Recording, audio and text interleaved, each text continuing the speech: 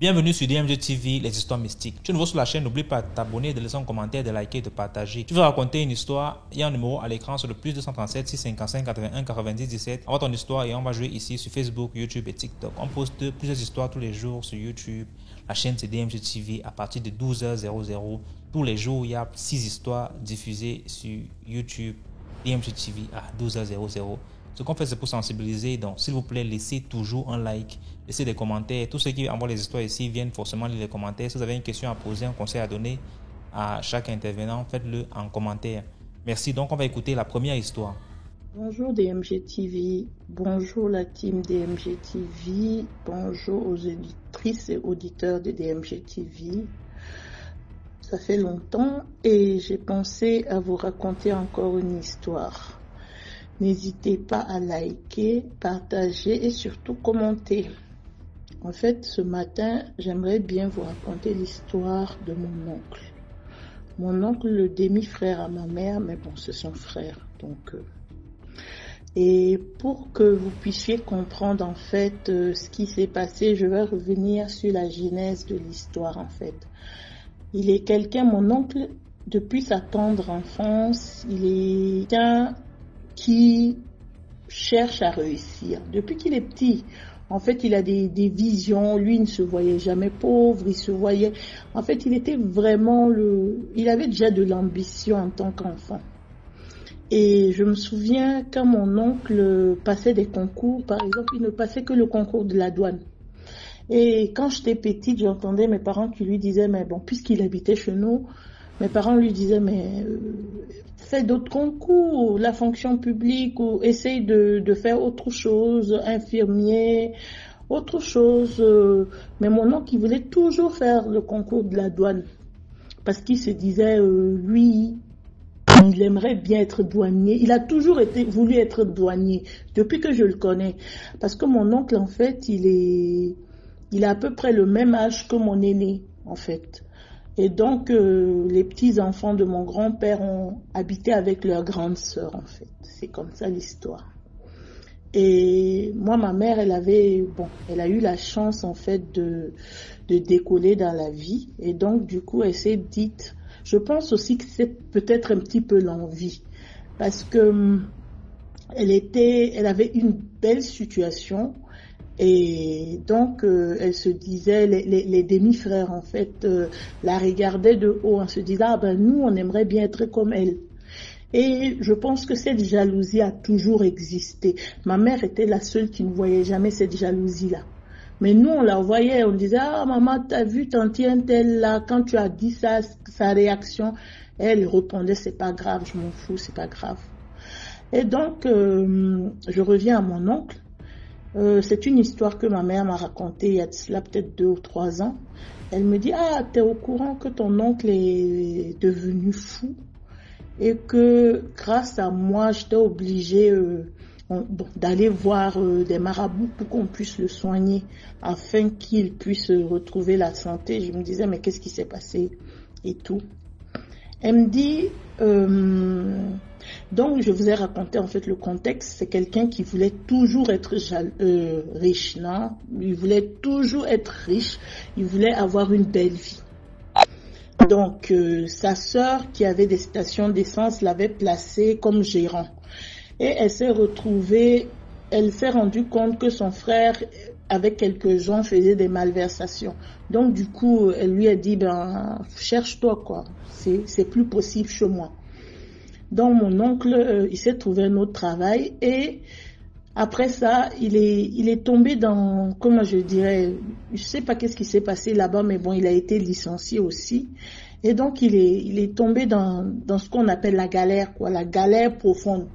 Quelqu'un, tu vois, qui était dans un statut où il se faisait repasser les habits au pressing. Il s'est retrouvé à pied. Vous voyez, non, c'est comme une vraie dégringolade, comme on le dit, quoi. Et donc, quand il s'est retrouvé à pied, il s'est dit, moi, j'aimerais bien être riche. Donc, il raconte son histoire à un de ses potes, et puis il dit, moi, j'aimerais bien être riche, quoi. Et son pote lui dit, viens, je connais un marabout, un ganga si vous voulez, on va aller là-bas, il a la solution à ton problème. Donc je ne sais pas qu'est-ce qui s'est passé. Et donc, arrivé là-bas, le ganga lui a dit, pour être riche, j'ai besoin de tes cheveux. Ah, moi, je ne sais pas pourquoi lui aussi, il n'est pas assez intelligent. Hein. En fait, il s'est fait raser la tête chez le marabout, le ganga là.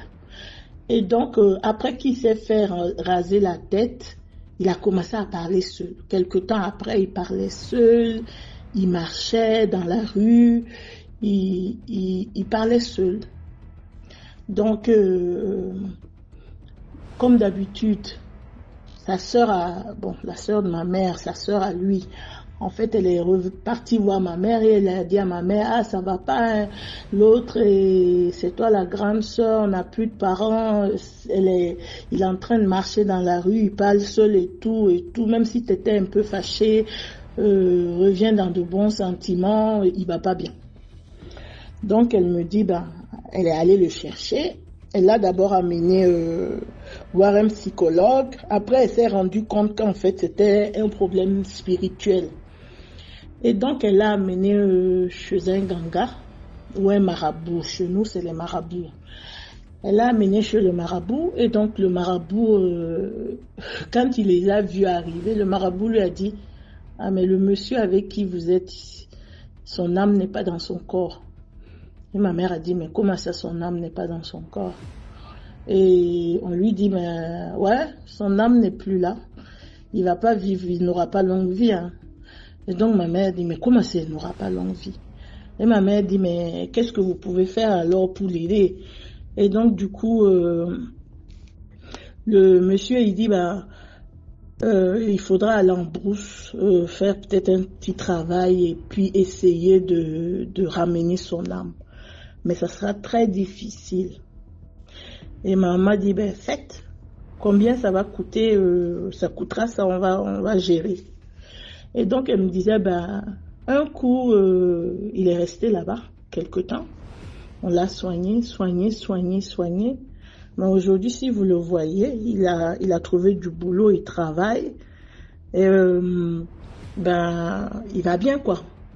Je sais pas si c'était vraiment son âme qui était partie ou il était en dépression ou parce qu'il est dans une mauvaise situation. Mais en tout cas, après qu'il s'est rasé la tête, coïncidence pour coïncidence, sa vie a chamboulé. Il a fait une grosse dépression, commençait à vouloir se déshabiller et puis la folie était là. Aujourd'hui, je peux dire que grâce à Dieu, il va beaucoup mieux. Il est guéri, quoi, parce qu'il a une autre situation. Mais son seul défaut, je sais pas comment on dit, vous dites souvent ici avoir le gros œil. Voilà, c'est le gros œil là, ça a toujours pas quitté le gars, quoi. Il est toujours dans l'optique de réussir sa vie. Mais j'espère que cette fois-ci, il choisira en fait une voie plus correcte de réussir sa vie. Peut-être, moi j'ai une philosophie, hein, le riche, c'est celui qui a travaillé 20 ans, 45 ans ou qui est un entrepreneur qui se bat tous les jours et qui devient riche après 20 ans, 10 ans, 5 ans. Pour moi, ça, c'est la personne qui est riche. Mais la personne qui, comme on les voit dans les quartiers, hier, il était pauvre et puis demain, on ne sait même pas qu'est-ce qui s'est passé. Et puis ça, c'est pas de la richesse, hein, ça, c'est de la bêtise. Voilà, c'est mon histoire et puis mon avis personnel. Merci beaucoup pour l'histoire. Maintenant, on va écouter la deuxième histoire. Bonsoir DMG, bonsoir à toute la grande famille DMG, bonsoir à toute l'équipe de DMG. J'espère que tout le monde se porte bien. Je vais laisser des salutations personnalisées ici à maman de Turquie, à l'homme de l'homme, sagesse de Paul, Léonidas, et aussi à tous les nouveaux qui ont commencé aussi à laisser les histoires ici de façon quotidienne. Vraiment, ça fait plaisir de savoir que la chaîne grandit, les gens partagent, vraiment la famille n'arrête pas de s'agrandir. Ça fait plaisir. C'est Mandassa. Je viens vous raconter une histoire d'ordre mystique que je vais intituler « À cause du téléphone, je suis devenu fou ». Il y a de cela 3 semaines. Nous sommes aujourd'hui le 23 juin. Alors, il y a de cela 3 semaines. Il y a un moment qui ne se sentait pas très bien. voilà, je l'ai appelée pour savoir comment elle allait. Et là, elle me dit, elle va bien, mais il y a une nouvelle catastrophique au quartier. J'ai dit, oh Seigneur, encore le quartier là, voilà la troisième. Elle me dit, est-ce que tu es au courant que je vais prendre un nom par emprunt, que Montou est devenu fou? Elle dit que Montou est devenu fou. Elle dit que oui, Montou est devenu fou. Moi, je connais le petit Montou quand je quittais le quartier en 2014. Il avait, je crois, je sais pas, il avait peut-être 7 ou 6 ans. Mais qu'est-ce qui a fait qu'en 2025, Montou devient fou? Il y a eu quoi? Il était malade, il y a eu quoi? C'est là que ma mère me raconte l'histoire. Elle me dit que notre voisin d'en face, parce que ses 2 parents sont décédés, il vit seul. Comme il a l'habitude de s'asseoir en bordure de la route, il ne travaille pas, il reste là toute la journée. Comme ses parents ont construit quelques boutiques, c'est de ça qu'il vit. Donc lui ne travaille pas. Voilà. Toute la journée, il déambule devant ses boutiques. Et il y avait une femme qui faisait construire la maison de son grand frère résident en Europe. Donc c'est elle qui était chargée du suivi des travaux. Donc elle avait l'habitude de venir là tout le temps. Et comme notre voisin là sillonnait au bord des rues en longueur de journée, il avait fini par remarquer la dame. Et tu sais, tu peux voir quelqu'un, première fois, vous ne vous dites pas bonjour, deuxième fois, pas le bonjour. À partir de la troisième, quatrième fois, ça commence à être gênant de vous voir, de ne pas vous dire bonjour. Donc ils ont commencé à se dire bonjour. Et c'est comme ça que l'affinité a commencé à naître entre les deux. Jusqu'au point où, quelquefois, quand il y avait des petits boulots, elle appelait mon voisin là d'aller travailler et elle payait. Alors, quand elle a fini de construire la maison, il fallait maintenant faire aménager la maison. Donc, son grand frère avait fait venir un conteneur avec un conteneur du mobilier quoi. Et là, quand il arrive avec le conteneur au quartier, elle dit à mon voisin de ramener quelques gares en surplus parce qu'elle avait déjà ses gares qui allaient décharger le conteneur. Mais il fallait quand même quelques gares du quartier. C'est comme ça que mon voisin là, il l'appelle le petit Montou et un autre petit. Les gars vont travailler. Ils déchargent. Ils finissent un peu tard. Vous savez, le déménagement des conteneurs, généralement ça finit tard parce que le conteneur lui-même d'abord il arrive souvent tard. Ils ont fini de décharger. Et là, la maman, elle paye tout le monde. Elle sait qu'elle avait ses enfants. Tu vois, elle sait qu'elle avait ses enfants. Elle n'est pas très attentive en ce qui concerne ses objets personnels.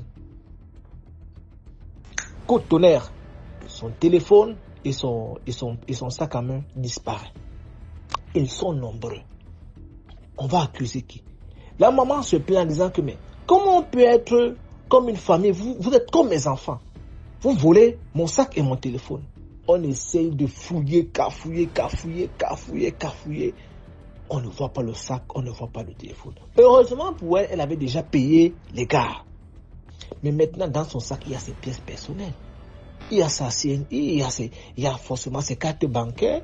Dans son téléphone, il y a forcément des numéros très importants.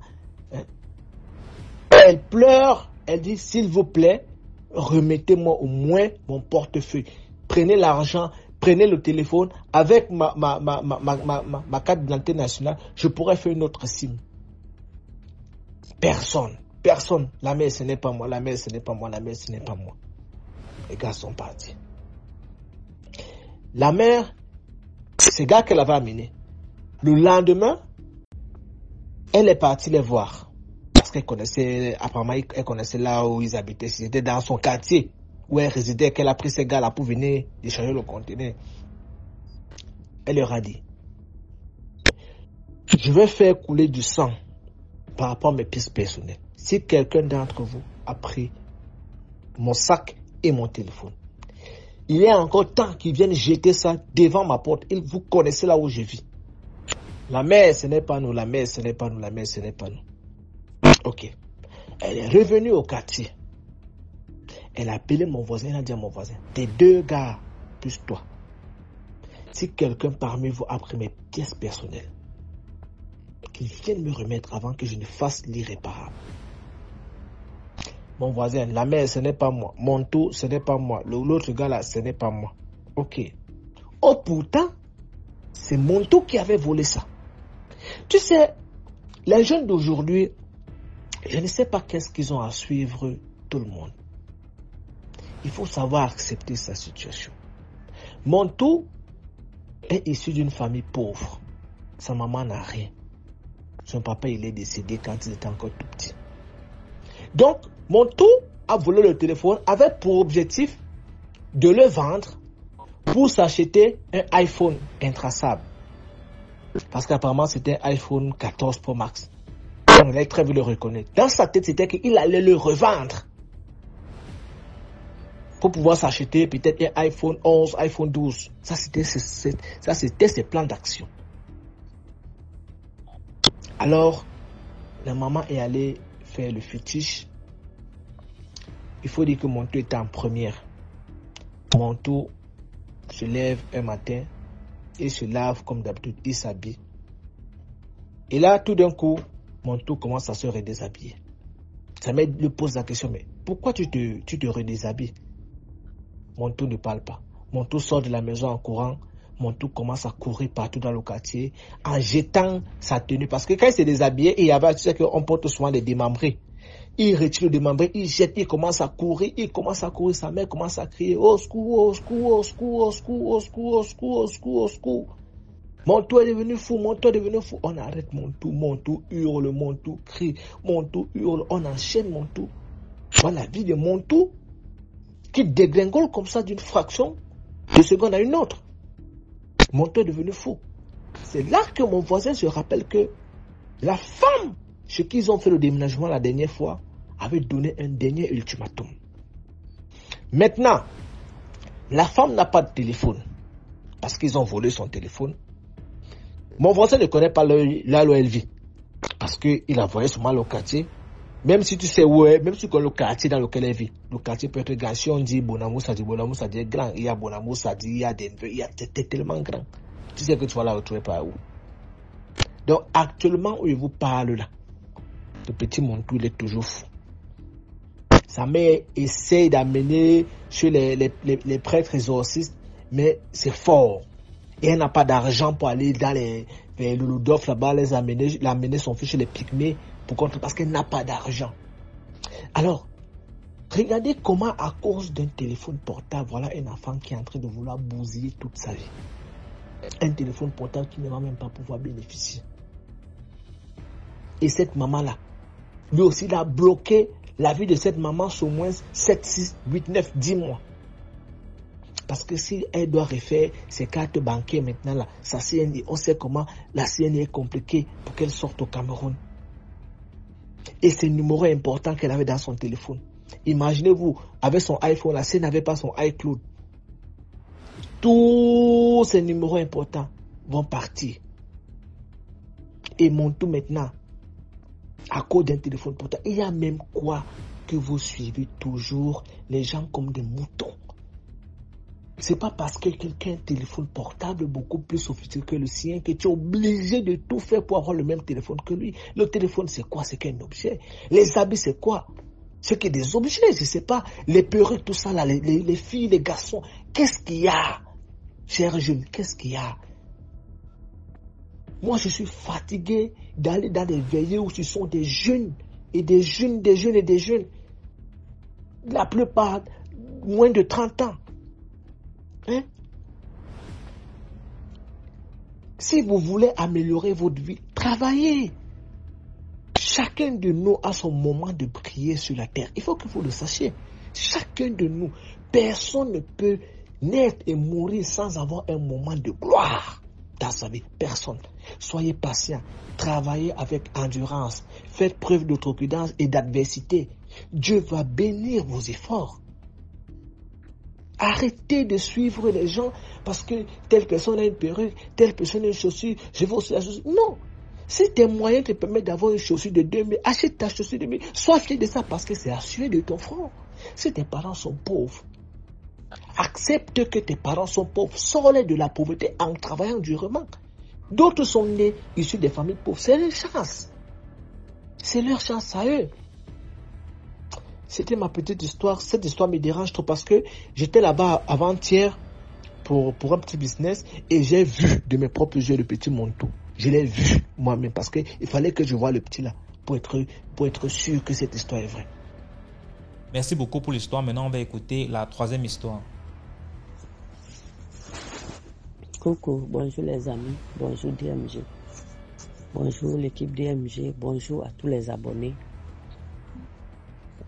Bienvenue sur la chaîne du donner et du recevoir. Les amis, ce matin, l'histoire que je vais raconter, c'est ma propre histoire. Voilà, c'est ma propre histoire. Je vais vous raconter l'histoire, comment une maman baoulée a voulu m'initier à la sorcellerie. Je précise une maman baoulée parce que vous allez comprendre pourquoi je l'ai dit. Voilà.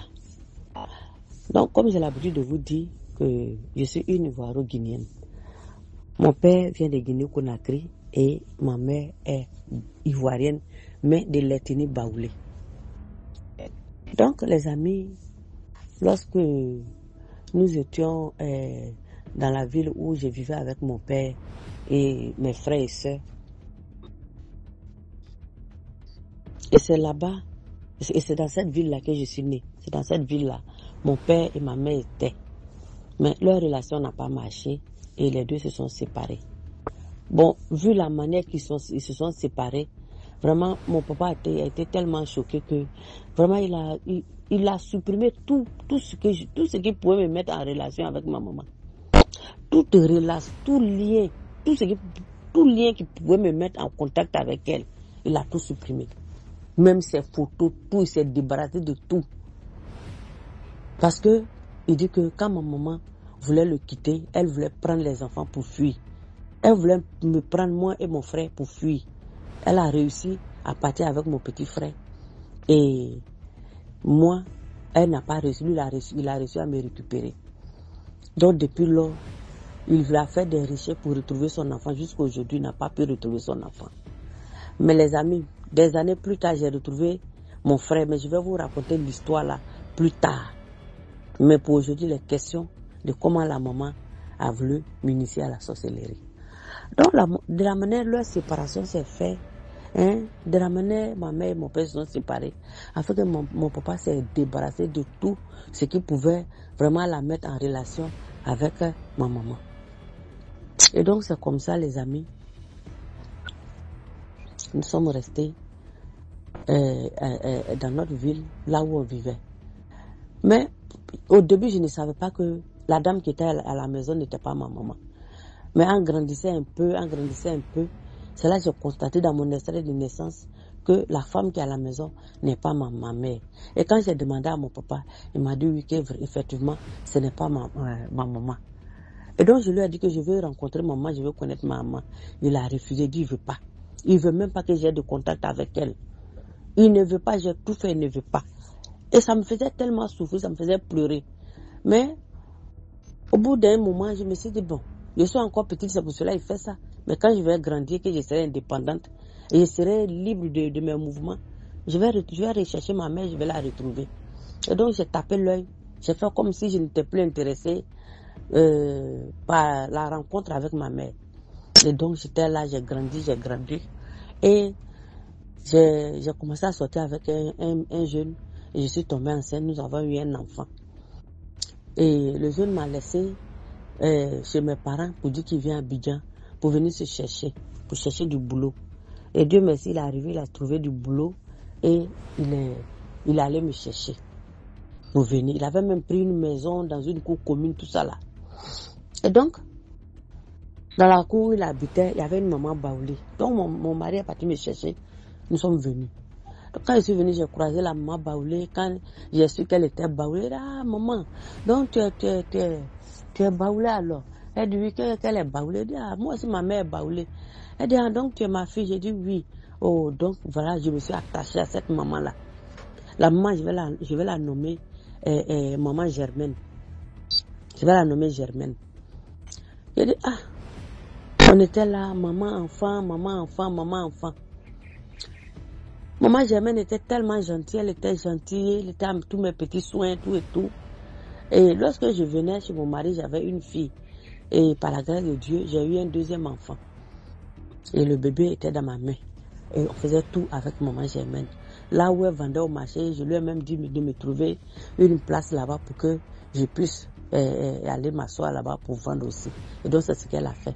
Donc tous les matins on partait au marché ensemble, on revenait les soirs ensemble, on faisait presque tout ensemble les amis. Et donc comme ça, la maman, un jour, parce que j'ai commencé à voir les yeux qui me démangeaient beaucoup. Je me frottais beaucoup les yeux, mes yeux me démangeaient. Les amis, quand je me frotte les yeux là, j'oublie même tout ce qui est à côté de moi. Et donc comme ça, je me suis approchée d'elle et je lui ai dit, ah maman, que vraiment mes yeux me démangent tellement, mes yeux me démangent beaucoup. Donc si tu pouvais trouver un remède pour moi, hein. Pourquoi je suis allée vers elle? Parce que il faut dire qu'en Côte d'Ivoire ici, les mamans baoulées là, elles connaissent, elles ont vraiment la connaissance dans les plantes médicinales, les plantes traditionnelles là. Elles connaissent ça beaucoup. Même au marché où on vend les plantes traditionnelles, les feuilles, les médicaments traditionnels, la majorité des femmes qui vendent là-bas, c'est les mamans baoulées. Même les médicaments d'enfants, tout ça, elles connaissent ça bien. Donc c'est pour cela que je suis allée vers elle pour qu'elle puisse me proposer un médicament pour que je puisse traiter mes yeux. Et c'est là, elle m'a dit non, que elle a sa grande soeur qui doit venir bientôt, que quand sa grande soeur va venir, sûrement elle va venir avec des médicaments, que quand sa soeur va venir, elle va m'en donner aussi. J'ai dit ok. Et Dieu merci, quelques temps après, sa grande soeur est venue.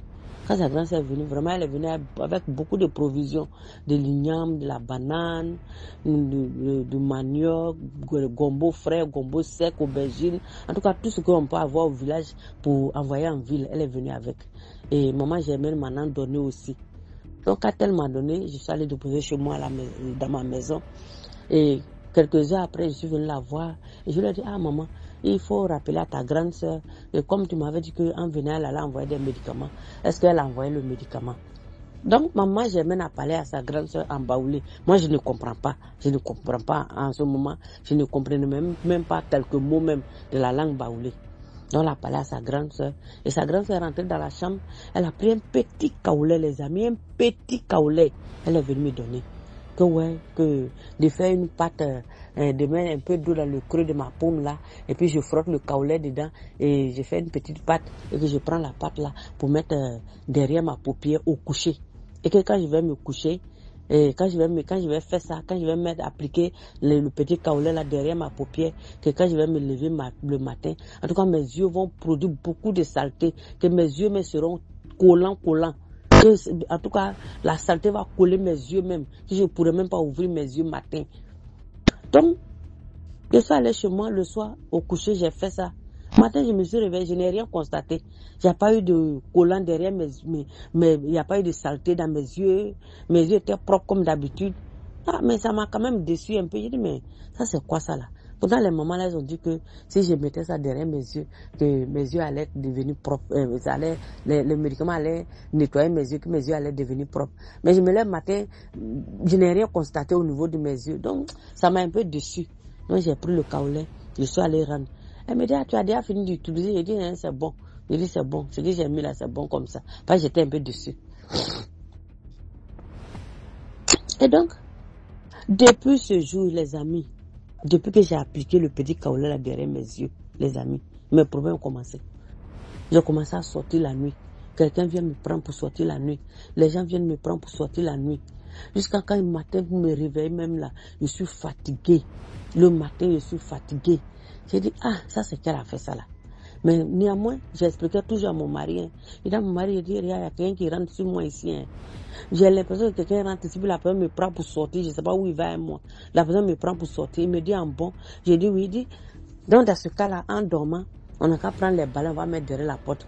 Il paraît que quand on fait ça là, ça empêche les sorciers de rentrer dans la maison. Je vous assure les amis, on ramasse tous les balais de la maison, on fait arrêter derrière la porte avant d'aller dormir. Mais zéro, je continuais de sortir, Et maintenant, voilà,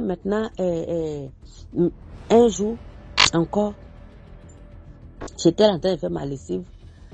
Il faut dire que maman Germaine et moi, on avait l'habitude, quand elle fait la cuisine, elle donne ma part. Et moi, quand je fais la cuisine aussi, je donne sa part. Et donc, c'est comme ça qu'on faisait entre nous. Et du coup, ce jour-là, je faisais la lessive. Maman Germaine est venue me voir. Elle dit, ma fille Mariam, voilà, j'ai fait ta recette que tu as l'habitude de faire là, gombo grillé que tu as l'habitude de faire là. Hein? J'ai fait ça hier, mais au tapas que je voulais venir te donner là, j'ai eu de la visite. Du coup, j'ai pris ta part là pour aller donner aux visiteurs.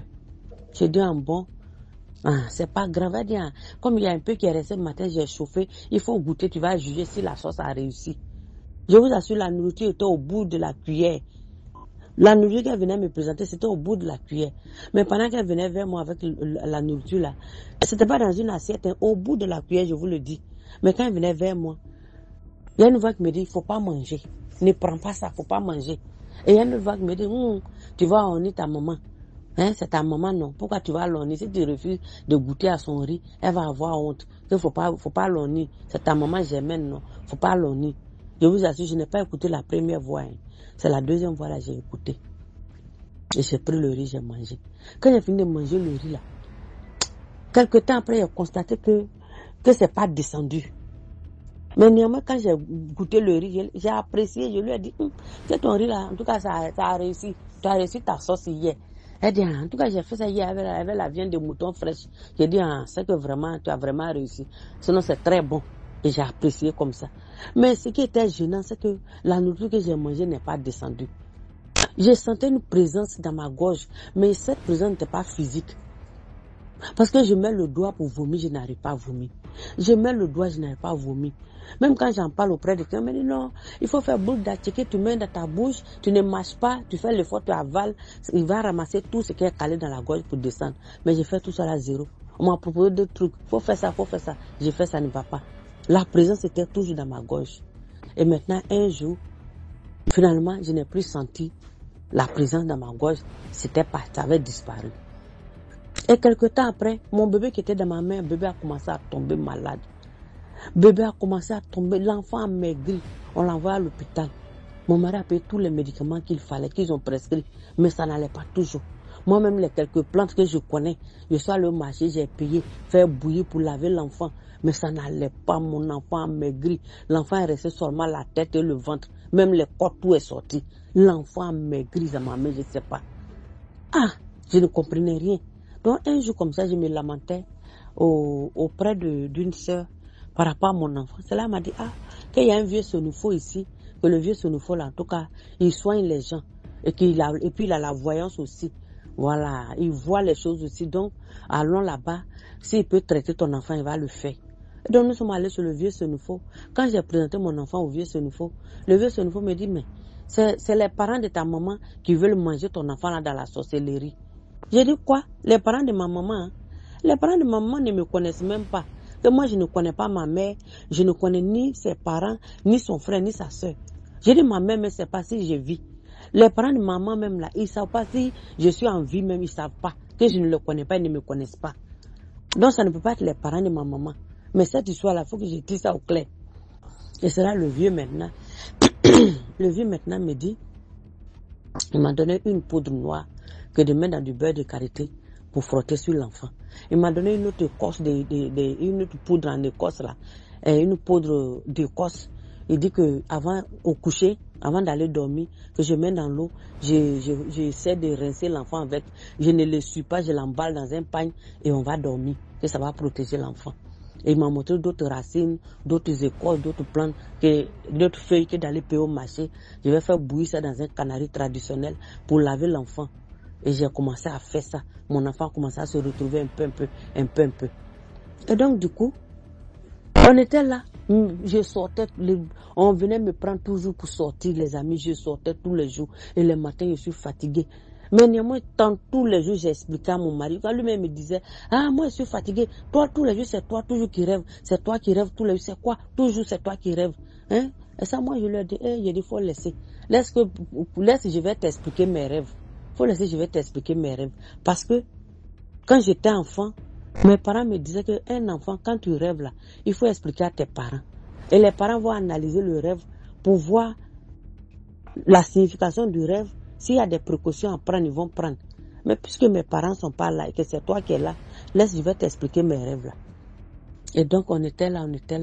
Mais néanmoins, j'avais remarqué que dans le rêve, souvent, je rêvais d'une dame qui se lavait toujours, et se lavait dans une mare.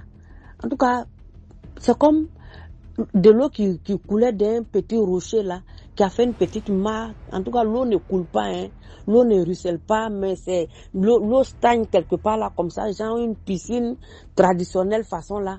Je ne sais pas comment je vais donner le nom, mais ça ne coule pas, mais c'est très très propre. Quand tu approches de l'eau, même l'eau est limpide. Et puis, l'eau est tellement propre que même les cailloux qui sont au fond de l'eau sont très très propres. Et c'est dans cette eau-là, la dame là se lavait toujours. Et quand elle se lave, je vous assure les amis, quand elle me donne d'eau, ses cheveux là sont noirs, très longs. Ça verse au niveau de ses fesses comme ça.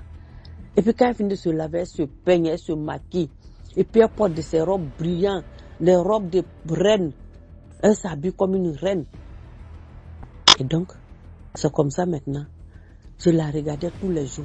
Chaque fois qu'elle se lave, je la vois. Mais ce que j'avais trouvé dedans bizarre, que je n'arrivais jamais à voir son visage. Je n'arrivais jamais à voir le visage de cette femme-là. Et donc, du coup, chaque fois que elle me fait face, de dos, je la vois très bien. Mais une fois qu'elle me fait face, je peux la voir des orteils jusqu'au niveau du menton. Mais arriver sur son visage, c'est comme s'il y avait une ombre noire sur le visage. Mais je n'arrivais jamais à voir qui elle était. Et donc, un jour comme ça, en ce moment, je n'allais pas à l'église, les amis. Je n'allais pas à l'église. Mais néanmoins, j'ai eu la force quand même de prier. Et donc, j'ai adressé une prière à Dieu. J'ai dit, Seigneur, c'est toi qui m'as créé. Et depuis que ma mère m'a abandonné, c'est toi qui m'as toujours protégé. Tu as été ma mère, tu as été mon père. Depuis mon enfance, j'ai traversé des situations très très compliquées, mais tu as toujours été là pour me protéger. Mais voilà que les gens veulent me mettre dans la sorcellerie. Tu ne m'as pas créé sorcière, Seigneur. Les gens veulent me mettre dans la sorcellerie. Les gens veulent que je devienne sorcière, que je ne le veux pas. Ils veulent mettre ma mère quelque part, que je ne veux pas. Aide-moi. Parce que cette femme que je vois, toujours dans mon rêve, qui se lave là, je sais que tout ce qui est en train de se passer dans ma vie a quelque chose à voir avec elle. Donc aide-moi à découvrir qui elle est. Je veux voir son identité. Et donc un jour encore, où elle se lavait, puis j'ai fait le rêve que je l'ai vue, elle se lavait. Ce jour-là, quand elle a tourné, j'ai vu son visage. Et qui je vois? C'est ma maman Germaine que je vois. Donc quand je l'ai vue, comme ça, je me suis réveillée en sursaut. J'ai dit à mon mari, hey, celle que je vois toujours, que je te dis que je la vois, elle se lave là. Que j'ai vue, je sais maintenant c'est qui. Je sais qui c'est. Je sais qui c'est. Elle me dit c'est qui. J'ai dit c'est maman Germaine. J'ai dit c'est la voisine qui est à côté là, c'est elle. Il dit en bon, je dis oui. Je dis en tout cas, je vais aller la confronter. Je vais aller la confronter. Il dit, tu vas aller la confronter par rapport à quoi? Tu as quelle preuve pour aller la confronter? Je dis non, que moi je vais aller la confronter. Il dit, il faut laisser femme des gens, hein. Il faut laisser femme des gens. Tu vas aller la confronter là, hein? Tu as quelle preuve? Tu as rêvé seulement, le rêve là, c'est une preuve. Je dis, moi je vais aller la confronter. Parce que ce qui est en train de venir là, elle veut m'initier à la sorcellerie. Et puis tenez-vous bien, là où elle et moi on vendait au marché là, où on vendait, un jour j'ai fait un rêve encore, on était sortis, on est parti, il y avait une fête là-bas. Je dis, il y avait du monde, il y avait les grosses marmites au feu. Je dis, les gens même que je ne connais pas, les vieux qui sont habillés dans les pagnes kita, les pagnes baoulées là, les vieux chauves, ils sont assis là en train de manger. Moi je suis aussi au milieu en train de manger, je ne les connais même pas. Ça, j'ai dit à mon mari, ce qui est en train d'arriver sur moi là, si je ne fais pas quelque chose, la dame là, elle risque de même m'amener dans quelque chose, elle risque de me mettre quelque part où je ne pourrais plus m'en sortir. J'ai dit, je vais la confronter. Mon mari dit, ne pas la confronter. J'ai dit, je vais la confronter. Il dit, d'accord, qu'est-ce que tu vas la confronter là? Qu'est-ce qui va arriver là? En tout cas, moi, je ne vais pas intervenir. J'ai dit, c'est pas grave. Si je vais la confronter, que ce qui va arriver là, hein, si tu n'interviens pas là, moi je prends mes bagages, je m'en vais en famille. Et quand mes parents vont t'appeler là, tu vas aller t'expliquer là-bas. Et donc, mon mari est parti au travail. Moi, j'étais à la maison. Je regardais l'heure. Je voulais voir si son mari est parti au boulot. Moi, je vais rentrer chez elle là-bas pour lui parler. Et donc, jusqu'à on va dire 7h30, je suis sortie, je suis allée chez elle, j'ai toqué à sa porte. Quand elle a ouvert, je suis rentrée. Elle dit, hey, ma fille, Mariam, c'est comment? Je dis, ça va. Elle dit, il faut t'asseoir. Il dit, maman, je ne m'assois pas, je viens te parler. Elle dit, il y a quoi, matin, bonheur, tu veux me parler quoi? Je dis, ah, maman, moi, rêve, il fait sur toi, là. Je te vois trop en rêve. Je te vois trop dans mes rêves maintenant. Je dis, où tu viens me prendre pour m'amener là, pardon. Faut plus m'amener là-bas. Ça ne m'arrange pas. Je dis, tu veux m'initier à la sorcellerie? Je dis, moi, dans ma famille, là, nous, on ne fait pas sorcellerie, hein. On ne fait pas sorcellerie, tu as compris? Je dis, tu veux m'initier à la sorcellerie? Tu penses que je ne sais pas que tu veux m'initier à la sorcellerie? Je dis, tu penses que je ne sais pas que tu veux m'initier à la sorcellerie? Que chaque fois je te vois, mais comme je ne voyais pas ton visage là, aujourd'hui là, j'ai vu ton visage. C'est pour ça que je suis venu te parler. Je dis, il faut arrêter de rentrer sur moi. Il faut arrêter de venir me prendre pour m'envoyer dans ta confrérie. Que moi, je ne peux pas être sorcière. Et puis d'abord même là, je vais être sorcière là. Je vais gagner quoi dedans? Ou bien tu penses que quand tu vas m'initier à la sorcellerie là, c'est mes enfants que je vais te donner. Tu vas aller les livrer pour les manger. Ou bien, je dis, c'est mes 2 petits enfants, tu vois là, que tu lapes ta bouche là, tu avales ta salive tous les jours quoi. Il faut laisser mes enfants tranquilles. Et puis il faut me laisser tranquille. Tu as compris? Et puis d'abord même là, tu es prévenu à partir d'aujourd'hui là. Moi, j'ai des médicaments dans la maison là. Et que quand je vais commencer à déposer à appliquer dans ma maison là. En tout cas, si tu rentres là-bas, dans ton corps de sorcière là, tu vas mourir.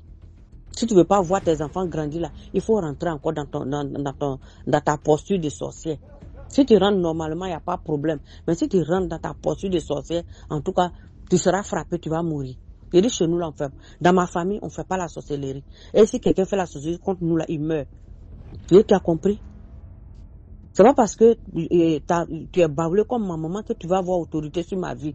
Je dis, même ma propre mère, elle ne peut pas avoir autorité sur ma vie. Tu as compris? Donc je l'ai menacé, puis je ne l'ai même pas laissé le temps de placer un mot. Quand elle veut parler, j'ai dit non, tu n'as rien à me dire. Moi, c'est ce que j'ai vu là, que je te dis. Et puis j'ai donné d'eau. J'ai dit à partir d'aujourd'hui, si je dors là, faut plus je vais te voir en rêve.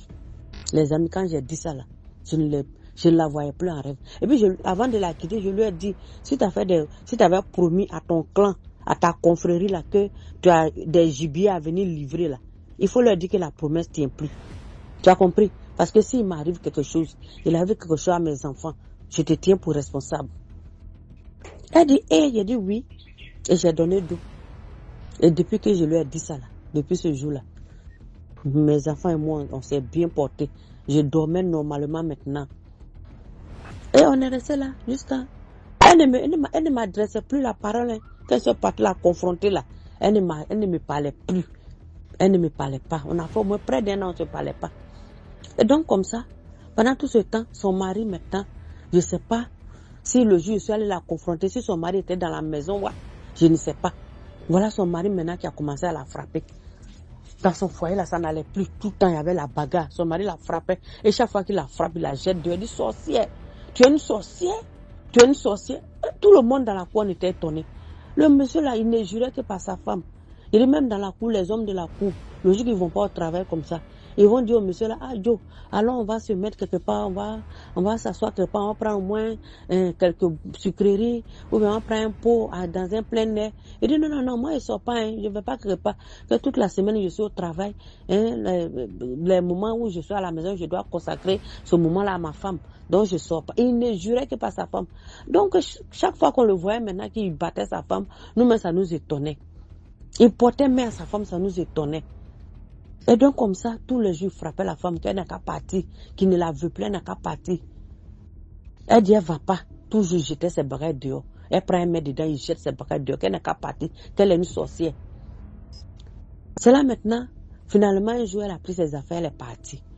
Elle est partie là où elle est partie, partie habiter chez une de ses soeurs dans un autre quartier là-bas. Mais lorsque son mari la chassait, elle avait déjà 3 enfants, le monsieur. Du coup, voilà maintenant, l'un de ses enfants, un garçon, l'un de ses garçons est tombé malade. Parce qu'elle avait une fille et 2 garçons. L'un des garçons est tombé malade. On ne sait même pas ce qui s'est passé, l'enfant est décédé. On dit qu'il a chauffé seulement, au moment où on va l'envoyer à l'hôpital, l'enfant est décédé. C'est là moi j'ai dit à mon mari, il dit, c'est pas là où elle voulait livrer mon enfant là, qu'elle est partie livrer son propre enfant. Mon mari me dit, tu exagères. J'ai dit, on ne sait jamais où. On ne sait jamais. Et donc c'est comme ça. Jusqu'à un peu après, on a appris qu'elle-même, elle est tombée malade, qu'elle est décédée. Sa grande soeur aussi, qui était venue me donner le petit kaolin là, est décédée. Les amis, voilà comment cette maman-là a voulu m'initier à la sorcellerie. C'est comme ça. Elle a voulu m'initier à la sorcellerie.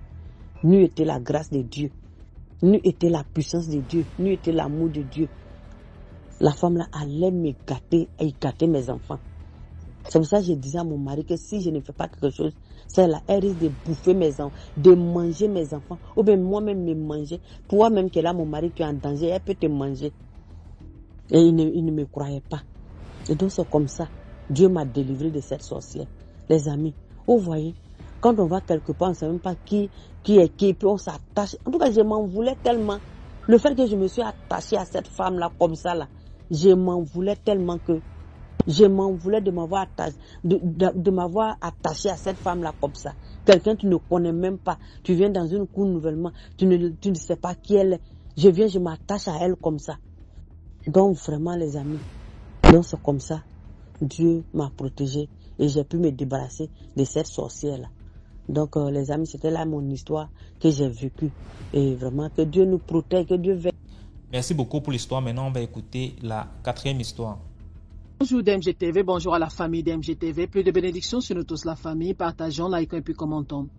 La famille, je viens ici vous raconter une histoire. C'est en fait une histoire, c'est une sorte d'éveil de conscience. En fait que ce qui est arrivé à cette jeune dame-là ne nous arrive pas à notre tour.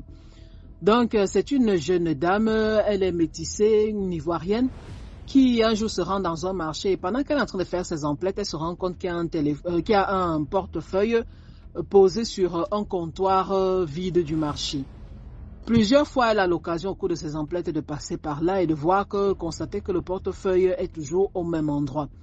À la fin de ses emplettes, elle se dit, ok, bon, je vais quand même m'approcher et voir. Peut-être que je peux voir un numéro de téléphone, quelque chose qui me dira qui est le propriétaire. Parce que peut-être que la personne a égaré son portefeuille. Elle ouvre alors le portefeuille, elle trouve à l'intérieur 4 000 francs, des pièces, je ne sais pas si elle a trouvé une pièce d'identité, hein. Elle trouve des pièces de monnaie et elle trouve aussi un très vieux, les anciens téléphones là, les anciens téléphones Choronko là, les téléphones du kilo à 500 francs là. Elle trouve un pareil téléphone à l'intérieur. Donc, elle se décide finalement de prendre le porte-monnaie. Elle se dit, bon, je suis en train d'aller rapidement à la maison qui n'était pas très loin.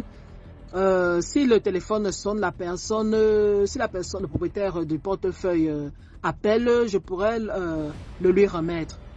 Pendant qu'elle est en train de se rendre vers la maison, voilà le téléphone qui est à l'intérieur du porte-monnaie qui sonne. Elle l'ouvre alors, elle répond, c'est une vieille dame qui lui dit qu'en fait ce sont ses affaires, elle avait oublié au marché. S'il vous plaît, est-ce qu'on peut se rencontrer quelque part pour que vous me remettiez ma propriété? La jeune dame lui donne l'adresse, lui donne sa localisation. Quelques instants plus tard, la vieille maman, qui n'était pas apparemment aussi loin, arrive, accompagnée d'un jeune homme.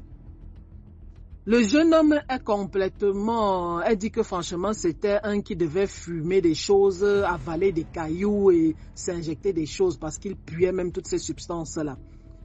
Donc, la vieille dame qui la remercie beaucoup et elle dit, bon, il n'y a pas de problème, maman. Elle lui remet le téléphone, elle lui remet le portefeuille, elle tourne le dos pour partir. C'est là que la vieille dame qui lui dit, ma chérie, s'il te plaît, attends un peu. Elle se retourne, elle se rend compte que la dame a ouvert son portefeuille et semble fouiller dans son portefeuille. Elle semble chercher quelque chose qu'elle ne trouve pas.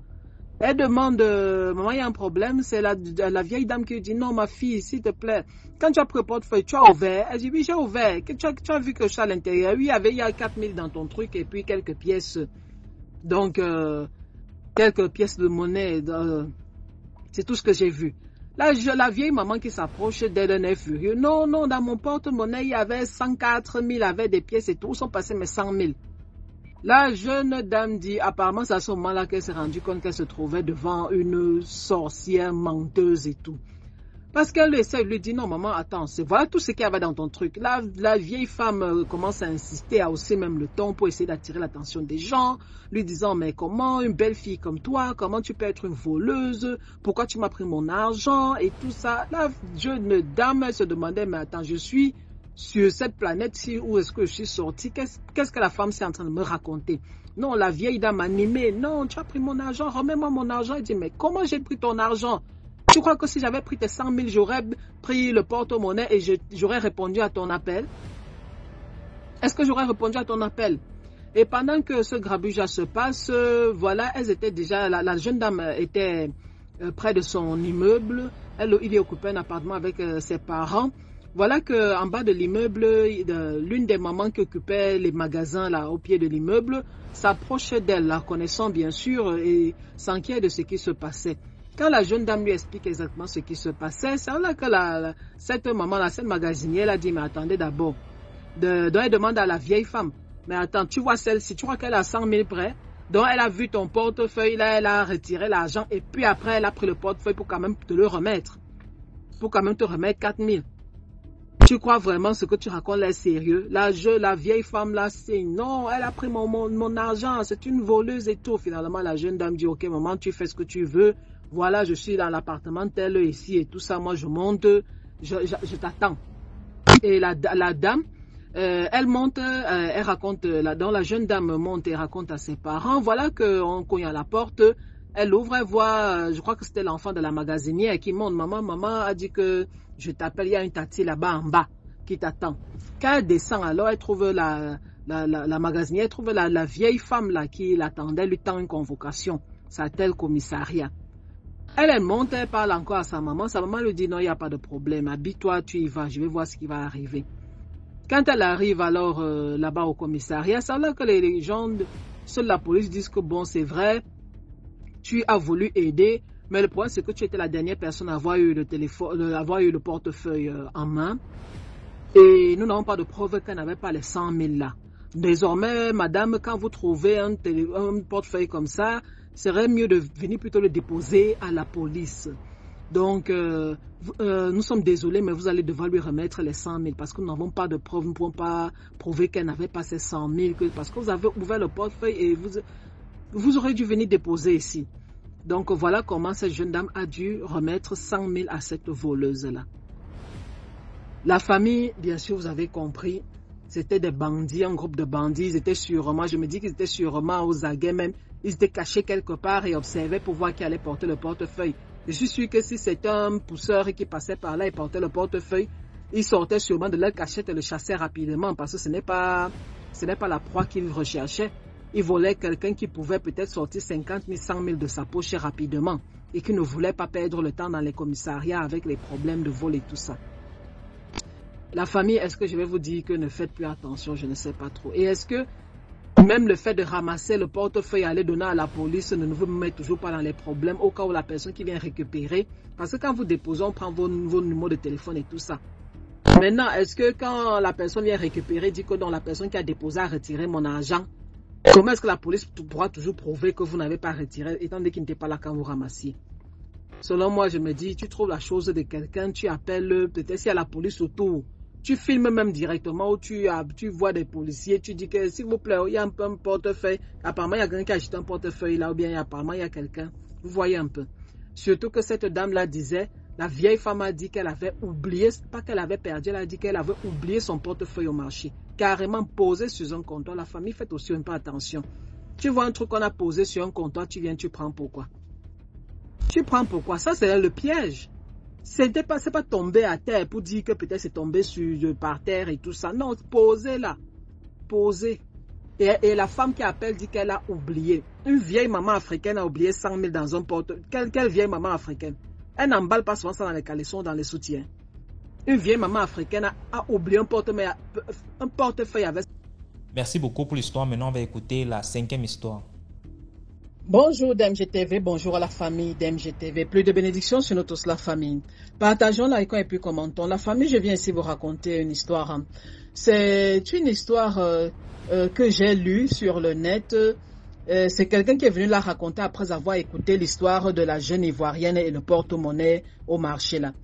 Alors là, c'est un taximan qui écrit son histoire. Il dit en fait, la famille, lui il est chauffeur de taxi. Un jour, pendant qu'il était en train de conduire, il se rend compte qu'il y avait un sac dans son taxi. Et vous savez, après avoir pris et déposé beaucoup de gens, il ne sait plus mais à qui appartient le sac qui est posé là. Il prend alors le sac, il le met devant dans son torpedo, il continue sa route. À un moment, un téléphone qui n'est pas le sien sonne dans le taxi. Il ouvre le torpedo, il prend le sac, il l'ouvre, il se rend compte que c'est dont le téléphone était dans le sac. Il prend le téléphone, il répond.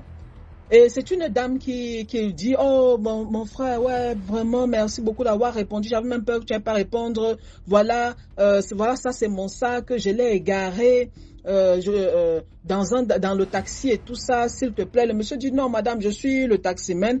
J'ai trouvé le téléphone dans ma voiture, je l'ai tenu parce que je me suis dit que la personne allait sûrement appeler. Elle dit, ok, mon frère, pardon, où est-ce qu'on peut se rencontrer pour que vous me remettiez mon sac? Et le monsieur lui donne un endroit, un point de rencontre. Arrivé là, le monsieur arrive, il se rend compte qu'il y a une femme qui se tient là avec un policier.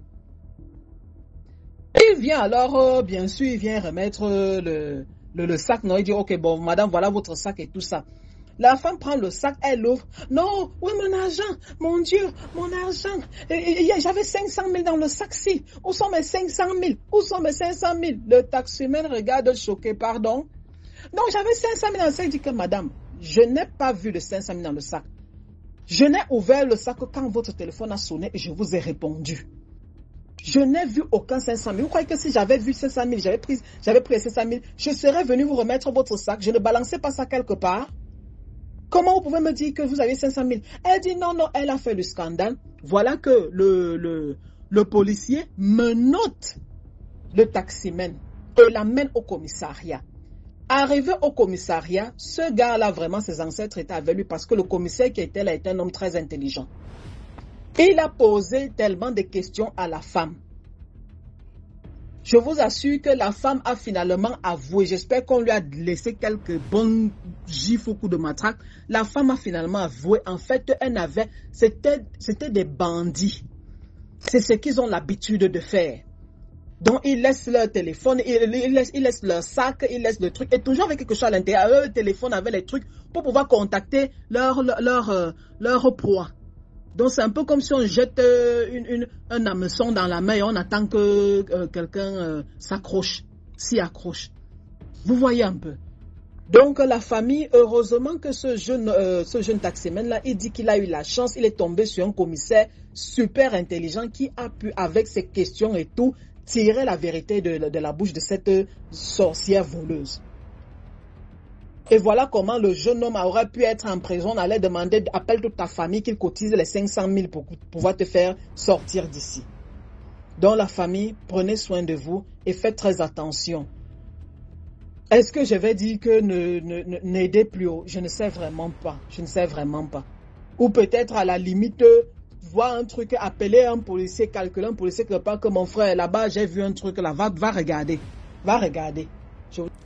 Merci beaucoup pour l'histoire. Maintenant, on va écouter la 6e histoire. Bonjour DMG TV, bonjour la team, bonjour aux auditrices et auditeurs de DMG TV. Likez, partagez et commentez.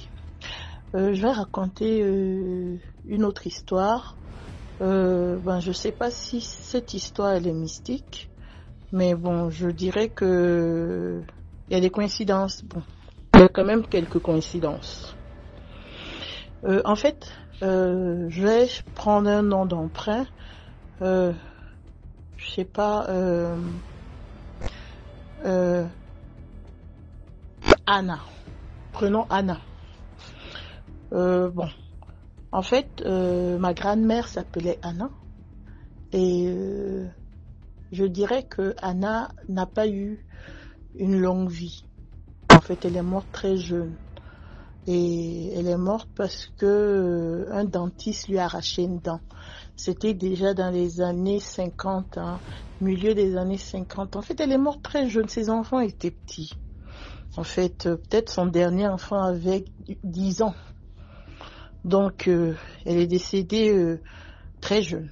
Et donc, puisqu'elle est décédée très jeune, donc c'était la première de sa mère.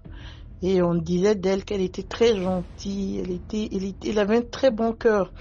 Dès qu'elle s'est mariée, en fait, elle a été celle qui s'est occupée de ses frères et sœurs parce que son père, je pense, était déjà décédé dans la guerre de... je sais pas si c'était la guerre 14-18, je sais pas. Mais je dis qu'il était décédé. Bon, voilà. Et donc, voilà, Anna qui décédée. Et tout le monde était triste. Donc, ils ont décidé de donner le nom Anna Alors, en fait, ceux qui vivaient, quoi.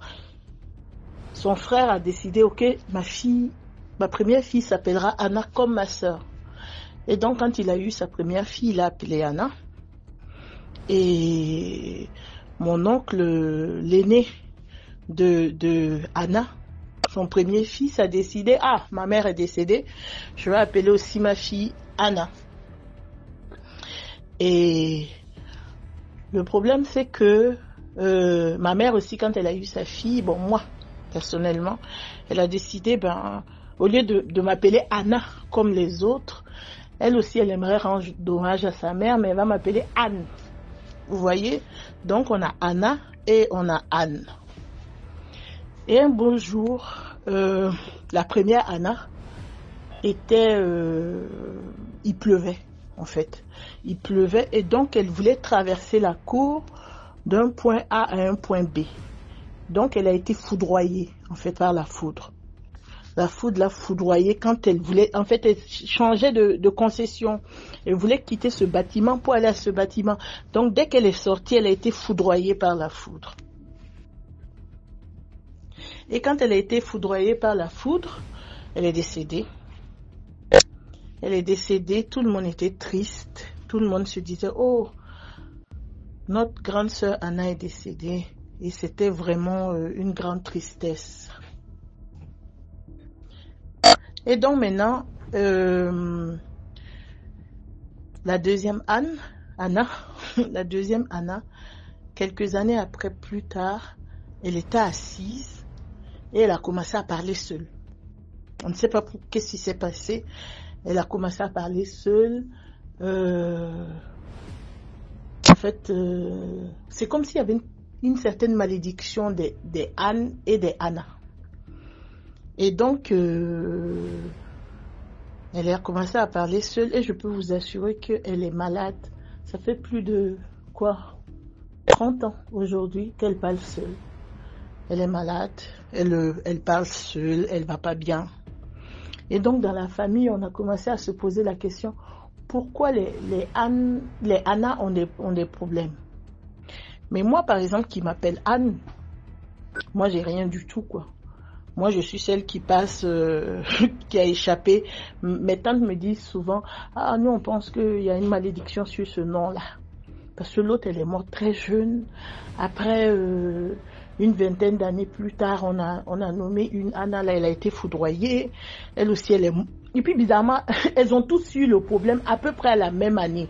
La première, elle est décédée, elle avait à peu près, on dit, 32, 34 ans. L'autre aussi, elle était dans la trentaine. L'autre, Anna, elle était plus jeune. Je pense qu'elle avait 25 ans. Et donc, on dit, peut-être qu'il y a une malédiction des Anna dans la famille, que ce nom, on ne doit pas le donner. Et bon, moi, je ne sais pas. Moi, personnellement, je suis Anne. Anne, en hommage à Anna. Mais moi, je suis bientôt dans la cinquantaine. Et bon, moi, j'ai rien senti, je remercie Dieu et mon ange gardien. Mais bon, je sais pas si ça existe, ces histoires de malédiction de nom, parce qu'on donne un nom à un enfant que ça se poursuive. Et donc, j'attends vos commentaires. Et voilà, c'est tout pour aujourd'hui. J'espère que vous avez apprécié le programme d'aujourd'hui. On se prend demain pour 6 autres histoires mystiques. Ciao, ciao. Partagez, likez.